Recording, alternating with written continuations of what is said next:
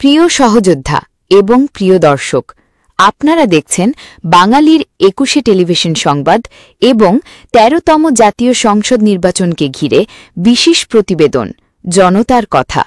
এই কথা আপনার, আমার এবং আমাদেরই কথা।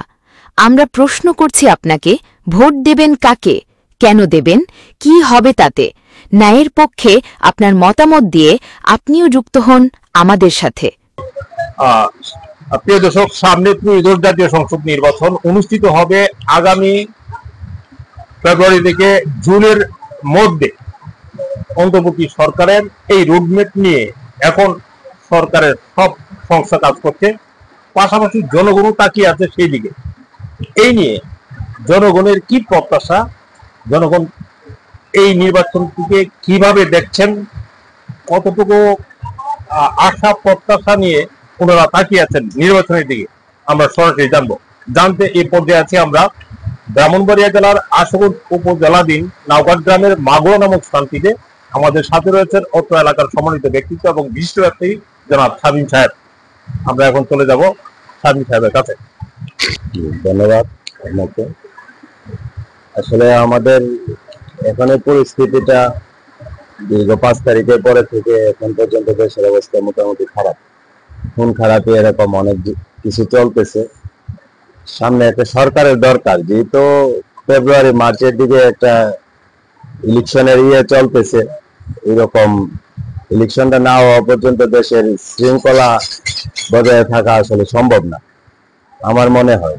তো তত্ত্বাবধায়ক সরকার দেখ, আর এখন বর্তমান সরকার ইলেকশনটা দেওয়ার তাড়াতাড়ি দরকার, এরকম আমি মনে করি আর কি। এই নির্বাচনকে নিয়ে আপনাদের কি ভাবনা, আপনারা কিরকম প্রার্থী আসলে চাচ্ছেন? আপনাদের পছন্দের কোনো প্রার্থী আছে কি? পছন্দের প্রার্থী বলতে তো আসলে বিএনপি। আমার নিজস্ব প্রার্থী বলতে আসলে আমার মতামত, আমি বিএনপিকে সাপোর্ট করব, কারণ এখন বর্তমানে ওইটাই আমার কাছে যোগ্যতা মনে হয়।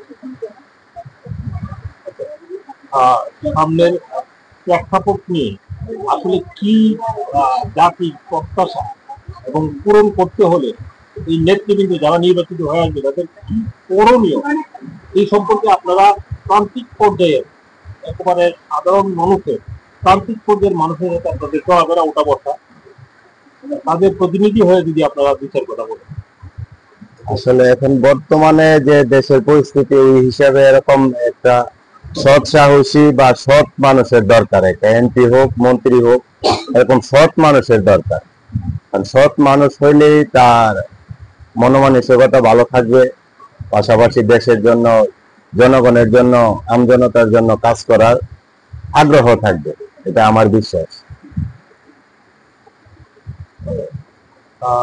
এখানে আলোচিত বিএনপির আমরা ৩ জন প্রার্থী এখন পর্যন্ত মাঠে পাচ্ছি। ৩ জন প্রার্থী মাঠে পাচ্ছি, যেমন সাধারণ সিরাজি সাহেব আছেন, আমার সাধারণ সিরাজি এমপি পদ প্রার্থী, ব্যারিস্টার রবিনা ফারহানাম আছেন, তারপরে শেখ মোহাম্মদ শামীম আছেন। ৩ জনের নাম আমরা শুনতে পাচ্ছি আর কি। আপনি যদি তুলনামূলক ভাবে একটু বিশ্লেষণ করেন আমাদেরকে, দর্শকদের উদ্দেশ্যে এবং সাধারণ মানুষদের উদ্দেশ্যে। আসলে ৩ জনের মধ্যে জনাব তারেক রহমান যারাই সিলেক্ট করে, আসলে আমাদের ইচ্ছা আকাঙ্ক্ষা আমরা তারে নিয়ে চলবো ফিরবো। ৩ জনেই মোটামুটি ভালো মানুষ, আলহামদুলিল্লাহ। ৩ জনের সব দিক দিয়ে ঠিক আছে। এর ভিতরে তারেক রহমান যাকে দেই, তারে নিয়ে গ্রামের লোক বা আমরা যারা আছি আশুগঞ্জবাসী, তারে নিয়ে আগে যাওয়ার চিন্তাধারা।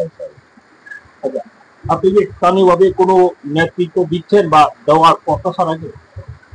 আছি ইনশাল্লাহ, আপনাদের দোয়া মোটামুটি আছি। গ্রামে ছোট পদেও আছি, আর গ্রামের সরকারের মধ্যে ইনশাল্লাহ থাকি টুকটাক, এই আর কি। আচ্ছা, পদ সম্পর্কে একটু উল্লেখ করে আমাদের উদ্দেশ্যে আর কি লাগবে?